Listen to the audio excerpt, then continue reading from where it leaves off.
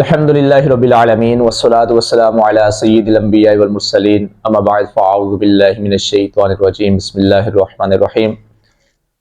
ناظرین کرام، آج آپ کی بارگاہ کے اندر کچھ اہم چیزیں جن سے میں پردہ اٹھانے کی کوشش کروں گا، دعا ہے اللہ تبارک و تعالیٰ مجھے سب چیزوں کو حق کے ذریعے بیان کرنے کی توفیق عطا فرمائے۔ ناظرین، بات یہ ہے کہ عوام اہل سنت ہو یا جو دیگر مذاہب ہیں وہ لوگ ہوں، ہر بندہ شش و پنج کے اندر ہے کہ آخر سچ کیا ہے، حق کیا ہے۔ ہم جس کے پاس بیٹھتے ہیں وہ مجھے ایک نئی کہانی سنا دیتا ہے، جس کے پاس ہم بیٹھنے کی کوشش کرتے ہیں وہ ہمیں کوئی اور راہ دکھا دیتا ہے۔ تو کوئی ایک ایسا راہ مل جائے، کوئی ایک ایسی جماعت مل جائے، کوئی ایک ایسا فرقہ، ایک ایسا طبقہ مل جائے جس کے ذریعے ہم لوگ نجات پا جائے اور جس پر چل کر ہماری بخشش مکمل ہو جائے۔ یاد رکھیں، رسول کریم علیہ الصلوۃ والسلام آپ نے ارشاد فرمایا، ستفترق امتی 73 فرقۃ کلہم فی النار الا واحدہ۔ حضور آپ فرمانے لگے کہ ان قریب میری امت کے 73 فرقے ہوں گے، 73 فرقے ہوں گے، کلہم سارے کے سارے فی النار جہنم کے اندر جائیں گے، الا واحدہ مگر ایک نہیں۔ صحابہ کرام علیہم رضوان نے عرض کی، یا رسول اللہ من ہوا، وہ کون سا فرقہ ہے؟ تو میرے محبوب رسول کریم علیہ الصلوۃ والسلام آپ نے ارشاد فرمایا، ما انا علیہ وعلی اصحابہ، فرمایا جس پر میں ہوں اور میرے اصحاب ہیں وہ سارے کا سارا فرقہ جنتی ہے، اور باقی جتنے بھی فرقے ہیں کلہم فی النار، وہ سارے کے سارے جہنمی ہیں۔ اچھا، اب یہ کیسے پتہ چلے گا کہ کون سا فرقہ جنتی ہے اور کون سے فرقے جو ہیں وہ جہنمی ہیں؟ وہ 73واں فرقہ کون سا ہے، اب یہ کیسے پتہ چلے گا؟ اس کے لیے ہم دیکھتے ہیں کہ فرقوں کی بنیاد کہاں کہاں رکھی گئی۔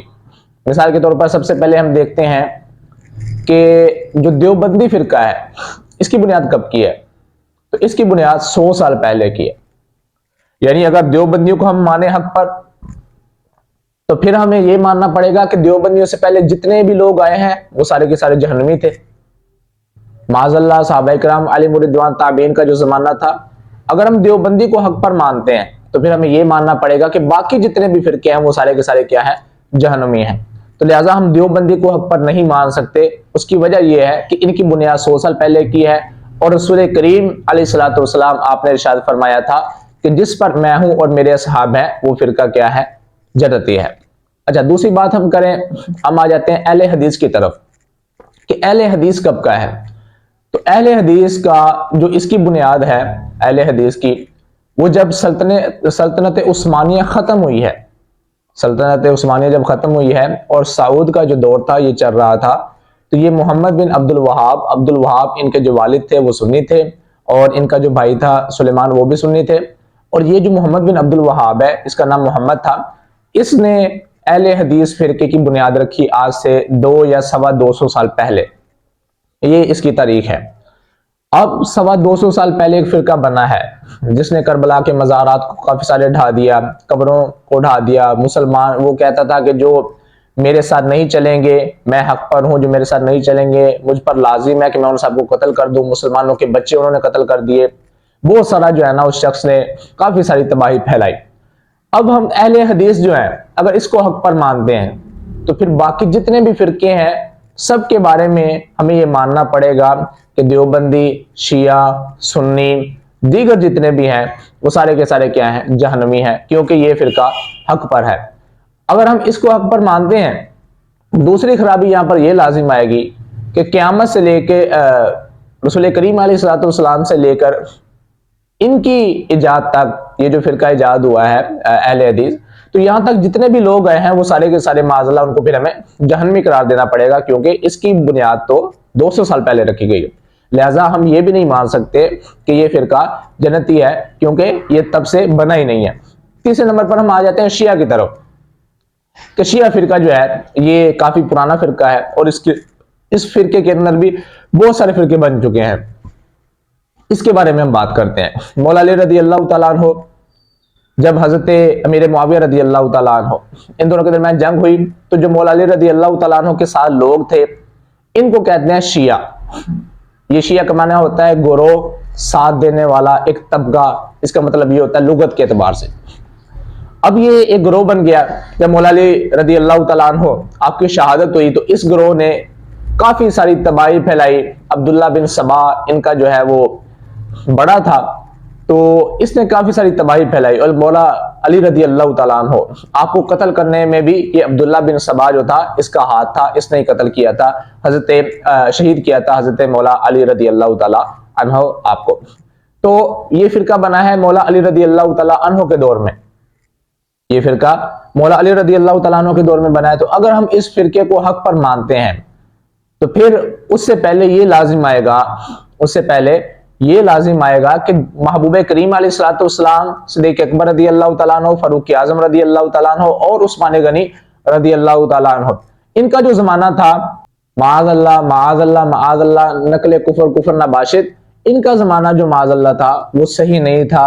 تو ان کے بارے میں کہنا پڑے گا کہ یہ طبقہ جنتی نہیں ہے، جو کہ ہرگز نہیں ہو سکتا، کیونکہ محبوب کریم علیہ الصلوۃ والسلام کے صدقے اللہ تبارک و تعالیٰ نے جنت کو اور ساری جو تخلیقات ہے اس کو وجود میں لایا. اب چوتھی بات ہم کرتے ہیں سنی اہل سنت و جماعت، جو جماعت ہے اس کے بارے میں ہم بات کرتے ہیں کہ یہ محبوب کریم علیہ الصلوۃ والسلام کے زمانے کی تھی یا نہیں تھی. اس کے بارے میں کہ یہ کون سا فرقہ جو ہے جنتی ہے اس کے حوالے سے ہم بات کر رہے ہیں. تو ایک محبوب کریم علیہ الصلوۃ والسلام آپ کی حدیث پاک کا مفہوم ہے کہ جب فتنے عام ہو جائیں گے، جب بہت زیادہ فتنے عام ہو جائیں گے تو سواد اعظم کی پیروی کرنا. سواد اعظم نہیں ہوتا بڑی جماعت، ایک یہ بھی نشانی ہے بڑی جماعت. اچھا، اب کہتے ہیں کہ حضور علیہ الصلوۃ والسلام نے فرمایا کہ ما انا علیہ وعلی اصحابہ. اب یہ جو سنی ہے اہل سنت و جماعت ہے، اس کا یہ عقائد اور یہ اس کے نظریات ہیں. یہ کہتی ہے کہ ہم اللہ تبارک و تعالیٰ کو ایک جانتے ہیں، رسول کریم علیہ الصلوۃ والسلام کو آخری نبی مانتے ہیں، اور صحابہ کرام علیہم الرضوان میں سے سب سے افضل صدیق اکبر رضی اللہ تعالیٰ عنہ کو، پھر فاروق اعظم رضی اللہ تعالیٰ عنہ کو، پھر عثمان غنی اور پھر مولا علی رضی اللہ تعالیٰ عنہ. اس طرح ترتیب جو ہے خلیفہ کے اعتبار سے ہم بناتے ہیں جو سنی حضرات ہیں. اس کے بعد چوتھا ان کی بات یہ ہے کہ اہل بیت کو یہ بڑی عزت دیتے ہیں، اہل بیت کی قدر کرتے ہیں، کیونکہ رسول کریم علیہ الصلوۃ والسلام آپ کے جو گھر والے تھے وہ حضور علیہ الصلوۃ والسلام کی اہل بیت ہیں. اب اہل بیت میں کون کون شامل ہیں اس کے حوالے سے بھی جو ہے نا ایک مزید تفصیلات ہے. بعض لوگ کہتے ہیں کہ رسول کریم علیہ الصلوۃ والسلام نے اہل بیت کے اندر مولا علی رضی اللہ تعالیٰ عنہ اور فاطمہ زہرا رضی اللہ تعالیٰ عنہا اور حسنین کریمین اور اپنے خود کو شامل فرمایا، اور یہی پانچ پاک یہی اہل بیت ہیں. حالانکہ یہ بات ان کی درست نہیں ہے، کیونکہ اہل بیت کے اندر آپ دیکھیں جی میرے گھر والے کون سے ہیں. مثال کے طور پر میری شادی ہو جاتی ہے تو میرے گھر والے کون سے ہوں گے؟ میری بیوی ہوگی، میرے بچے ہوں گے، وہ میرے گھر والے ہوں گے. اچھا، جب میری بیٹی کی شادی ہو کے چل جائے گی دوسرے گھر تو وہ ان کے گھر والی ہو جائے گی. جس طرح اب میری بیوی میرے گھر والی ہے، اپنے ماں باپ کی گھر والی تو نہیں ہے نا. اسی طرح جب میری بیٹی کی شادی دوسرے فرد کے ساتھ ہو جائے گی تو وہ میری بیٹی جو ہے اس کے گھر والی ہو جائے گی، نہ کہ میرے گھر والی. تو علماء نے یہاں پر لکھا ہے کہ اہل بیت سے مراد یہ ہے کہ رسول کریم علیہ الصلوۃ والسلام آپ کو جب پتا چلا، اللہ تبارک و تعالیٰ نے آیت مبارکہ نازل فرمائی کہ اللہ تبارک و تعالیٰ چاہتا ہے کہ وہ تمہارے گھر والوں کو پاک کر دے اور ان سے گندگی کو دور کر دے، تو آپ نے اپنی چادر مبارک میں لے کر اپنی بیٹی، اپنی شہزادی محترمہ، اپنے نواسے اور اپنے داماد، ان کے بارے میں دعا کی کہ یا اللہ جس طرح میری بیویاں اہل بیت کے اندر شامل ہیں اسی طرح یہ بھی میری اہل بیت میں شامل ہیں. تو گویا اس دعا کے ذریعے حضور نے جو خارج افراد تھے، جو باہر تھے اہل بیت سے، اپنے داماد، اپنی شہزادی محترمہ، اپنے نواسے، ان کو بھی اہل بیت میں شامل کیا ہے. نہ کہ یہ کہ اس دعا کا مطلب یہ نہیں ہے کہ صرف وہی اہل بیت ہیں.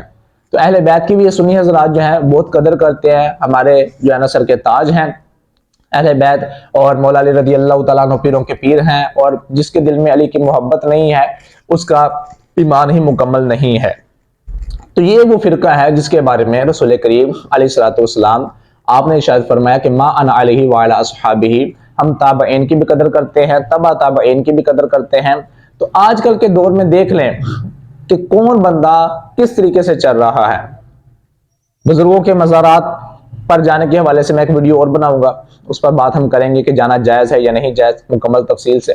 تو یہ ویڈیو اگر آپ کو سمجھ آ گئی ہے تو ہمارے چینل کو سبسکرائب کر دیں، ویڈیو کو لائک کر دیں اور اپنے دوستوں کے ساتھ شیئر کریں۔ اللہ تبارک و تعالی ہمارا حامی و ناصر ہو، آمین، وآخر دعوانا ان الحمدللہ رب العالمین۔